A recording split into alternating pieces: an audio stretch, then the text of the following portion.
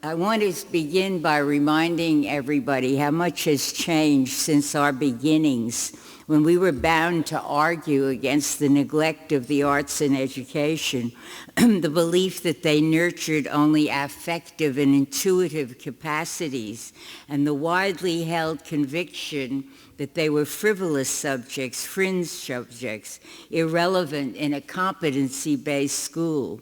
They appeared to have little or anything to do, in fact, with the obligation to educate the young, often called human resources, for an emerging technological society, one committed to gaining military as well as economic primacy in the world. In this day of arts partnerships and a range of reform movements, the arts seem to have found a new centrality in educational discussions. More and more frequently, art education is being linked to aesthetic education, or efforts like ours to make possible, reflective, discriminating encounters with all the languages of art.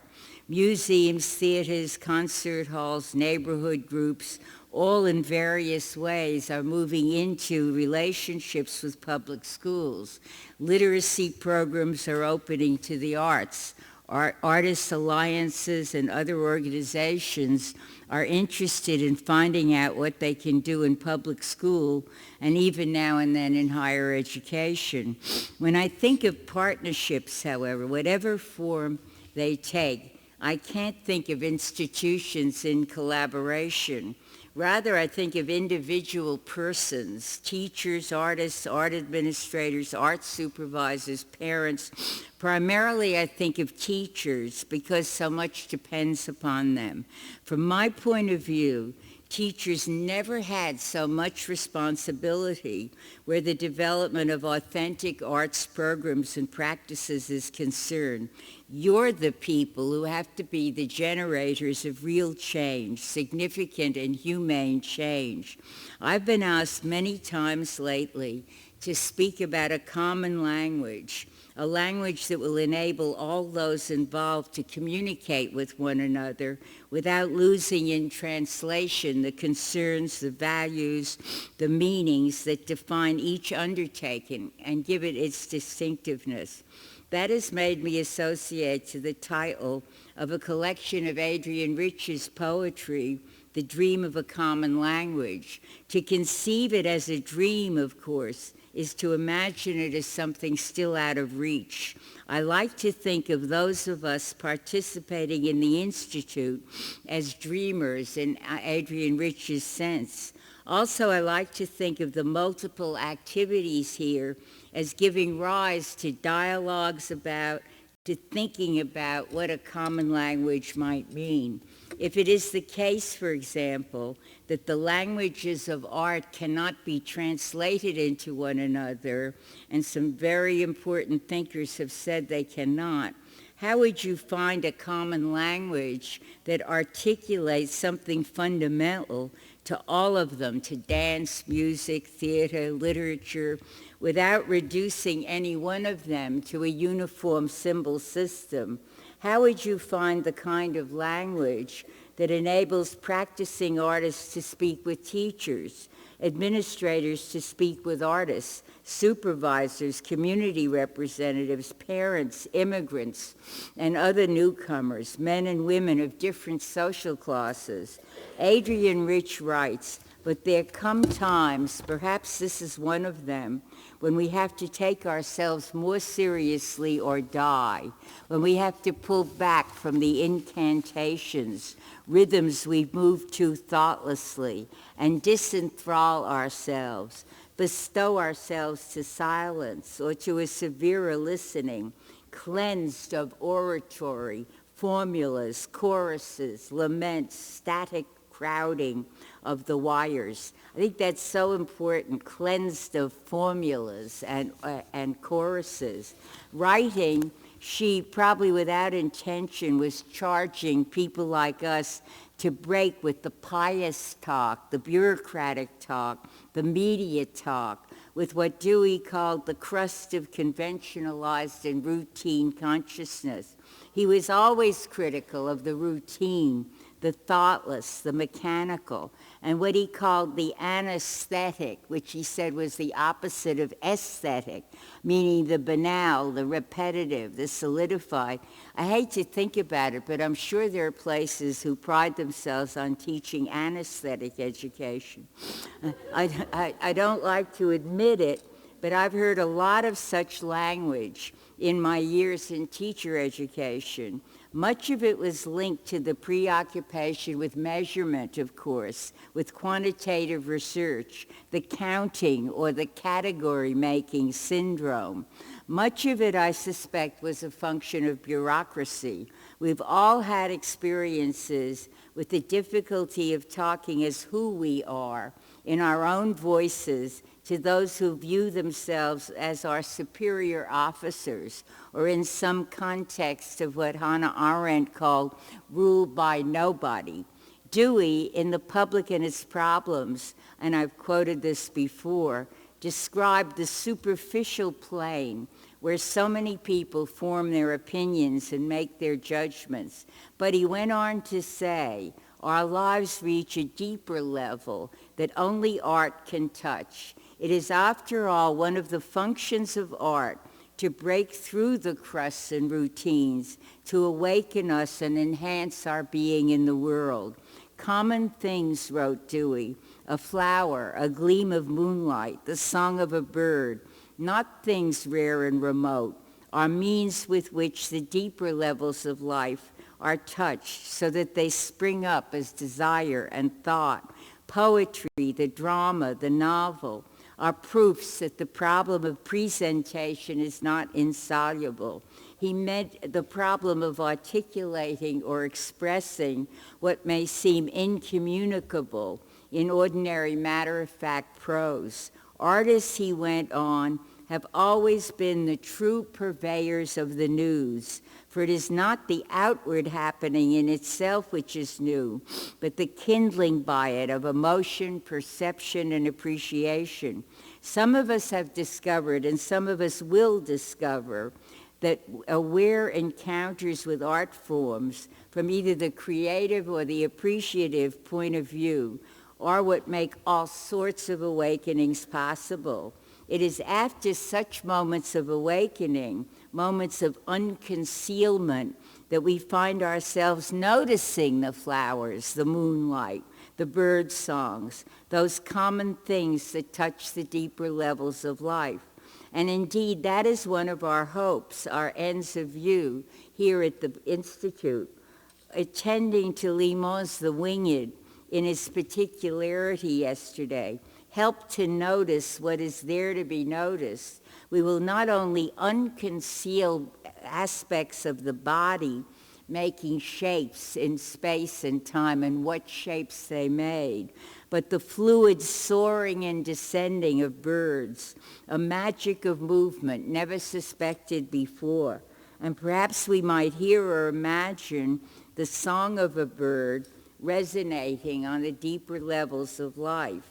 I've said often that the ability to release imagination makes such occasions more likely and more frequent. Imagination is the ability to look at things as if they could be otherwise, to conjure up the as-if world of the tango, of the interplanetary space of a wrinkle in time, to realize through such encounters that there is more in experience than can be predicted. It is through imagination, writes one philosopher, the realm of pure possibility, that we freely make ourselves to be who or what we are, that we creatively and imaginatively become what we are, while in the process preserving the freedom and possibility to be yet otherwise than we have become and merely are. Think of what that means for teaching and learning, the suggestion that imagination allows us to reach beyond, to reach not toward the predictable, but toward the possible. It is as important for those of us who teach as it can be for those we hope will become different by learning to learn. The idea that the arts silently call out to us, as Rilke wrote, we can change our lives, that children's lives may be transformed through engagement with art forms accessible to them, poses a great challenge to the teacher. It's not the incorporation of aesthetic education into the school's curricula that makes the significant difference. It is the teacher who makes the difference, her or his own cherishing of experiences with the arts, her or his own reflections on the way particular encounters of open vistas revealed alternative ways of living and being, exposed some of the ultimate mysteries. The concluding moments of Ionescu's The Chairs comes back to me. They come after that hectic assembling of chairs on the stage, chairs which turn out to be empty. Suddenly a bright light comes on at the back of the stage, so bright that members of the audience cover their eyes and rear back in their seats. Something has been disclosed, something the audience is not sure it wants to know. And yet at the end, we are moved to say to ourselves, I see. It is because of the need for a teacher's active engagement, because of her or his willingness to take risks, to pose the questions, to love the questions, to realize, as James Baldwin said, that the questions are too often covered up by the answers, that I believe partnership must entail face-to-face relationships and the kind of dialogue such relationships make possible. Again, I turn to poetry to suggest what this implies. This time, Muriel Rukeyser's effort at speech between two people. Each verse begins with a variation on speak to me, take my hand, where are you now? Here is the last verse, what are you now? If we could touch one another, if these, our separate entities, could come to grips clenched like a Chinese puzzle. Yesterday I stood in a crowded street that was alive with people, and no one spoke a word, and the morning shone, everyone silent, moving, take my hand, speak to me. Promising as are the emergent relations between arts organizations and schools, coming together in the hope of school renewal and reform, there's always the danger of estrangement, like the feeling of standing in a crowded street with no one to speak to, no one who knows your name. There has to be talk about the throbbing, difficult questions, talk about the meanings of art, the impacts of popular culture, the distances that seem to yawn between a theater most of us esteem and the films and concerts young people choose to attend, the videos they buy, the CDs they relish, oftentimes ones of which we've never heard. Remember the youngsters who went to see Titanic, sometimes 6, sometimes 13 times, and they thought they were having a first-level aesthetic experience, and maybe they were. Remember the youngsters, recall some of the rap music discs that white adolescents buy all over the country. How do we honor what they esteem and at once offer possibilities of what we're convinced may be a heightened, more many-faceted life? How do we open our own imaginations to work we don't care for on first viewing, on first hearing? How important is it for us to like what may be an aesthetic experience for others or described as one? How necessary is it for our students to like what we have to offer them? Most important, I believe, is a widening of our grasp, a more intense opening to the world and its multiple offerings, and at once a greater order with regard to what we treasure, what we hope to share. What of the teachers who still dread the free fall, the chances they may take as they ponder experiences they've never taken into account before? What of those who still teach to the tests in order to ensure predictability, the ones who need to measure in order to justify what they do? What of those who conceive standards as predefined, to be imposed authoritatively from above? What of those immersed in what we call instrumental rationality, seeing themselves as molding the young, treating them as resources for the state, for the business community, for the new technologies, not as existing persons in quest of some significant life, wanting to go beyond having, perhaps wanting to be? When we link aesthetic education to conceptions of a different sort of teaching, to what we call school renewal or school reform, I think we have to remember that there are at least three approaches to reform these days, perhaps more. There's the one connected to Goals 2000, centered mainly on an increased general literacy for the sake of readying the new generation for a millennium. I've begun to hate the word millennium. For a millennium governed by the new technologies, linked by more and more complicated internets, responding to free market ideologies. Or there's the one connected to the Christian right, ostensibly occupied with family values, virtue, character education, abstinence, chastity, prayer in schools, school choice, and with protection of the young against abortion and homosexuality, the theory of evolution sometimes, suspicions of pornography. And then there is the reform that continues the experiential tradition stemming from Rousseau and Pestalozzi and Emerson and Froebel, moving on to Dewey and Bruner and Gardner and Duckworth and others familiar to those of you who have kept in touch with that stream in American history running in the direction of personal liberation, awareness, and in time, a humane face-to-face community.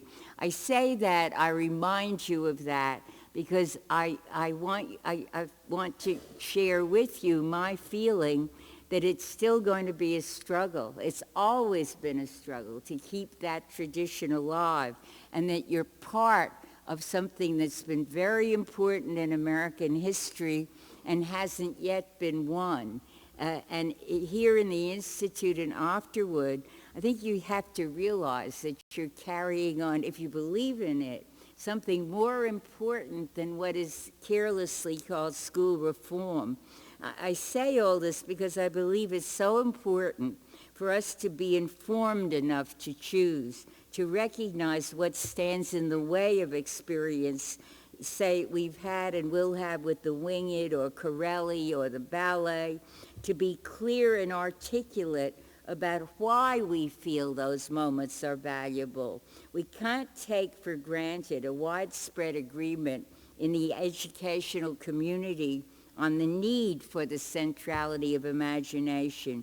We can't simply assume that all our colleagues appreciate the wonder of an aesthetic encounter, of bringing a work of art to life and experience. I hear too many arguing still that the value of such experience is to be found in the contribution it makes to raising standards or improving achievement in mathematics or social studies, or even the sciences. I always worry if I lose page 7, I'll forget entirely what I meant to say. Or ask somebody else to write it. That may be. It may be that aesthetic education feeds into other learning. We know how the presence of the arts can alter the atmosphere in a school, can intensify curiosity and attentiveness. We know the integral role of reaching towards something better in the lives of artists, the sense that there always remains some fulfillment, some vision still to be attained. To see what standards are, I always think you have to attend to some of our teaching artists to feel their responsiveness to some internalized idea of how things ought to be. We know the necessity, the sensitivity to manner, to style, to the necessity of rigor, the kind of rigor that makes possible the wonders created, say, by the Limon dancers yesterday. But there remains for me the power of works of art to change our lives, to enable us to feel more, see more, hear more, make meanings never thought about before.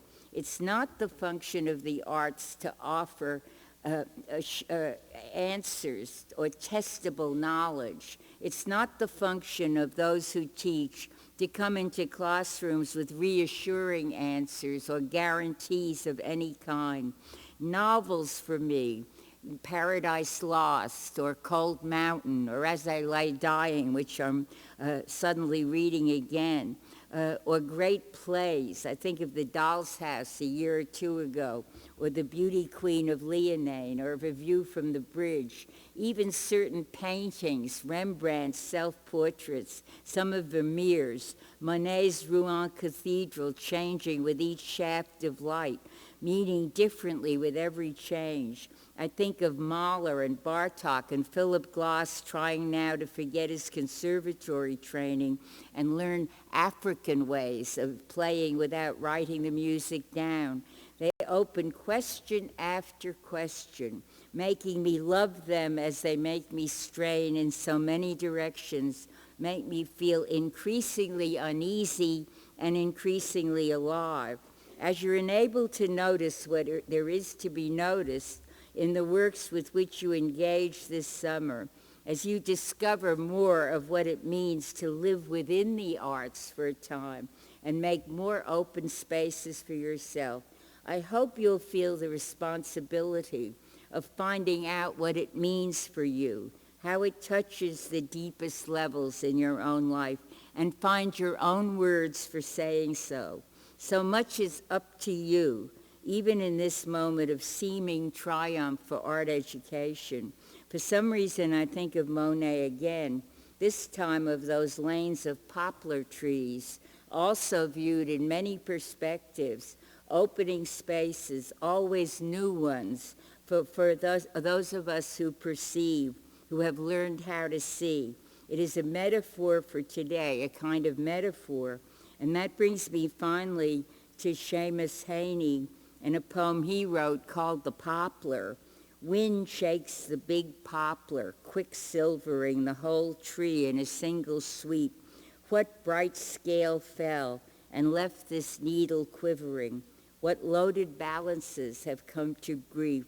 It's a beautiful notion for me of the scale balancing and the needle quivering, and no equilibrium, no loaded balances. What does it really mean? I don't know if I know, but I know it raises questions. I know it makes me uneasy, and I know it makes me realize how much there still is for all of us to do. Thanks very much.